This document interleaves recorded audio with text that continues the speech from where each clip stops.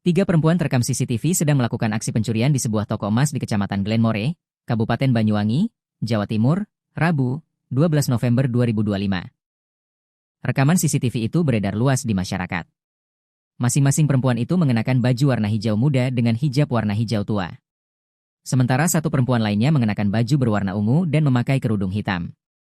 Perempuan berpakaian hijau itu tampak aktif berkomunikasi dengan penjaga toko emas. Diduga itu sebagai upaya mengalihkan perhatian karyawan toko.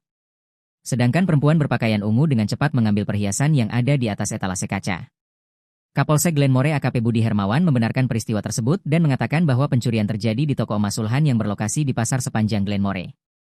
Masing-masing perhiasan memiliki berat sekitar 10 gram, dengan total perhiasan emas yang dibawa kabur pencuri tersebut mencapai 30 gram. Budi mengatakan, bukan hanya 2 orang yang diduga terlibat dalam pencurian tersebut, melainkan terdapat 3 orang perempuan yang berkomplot mencuri dengan berpura-pura membeli emas.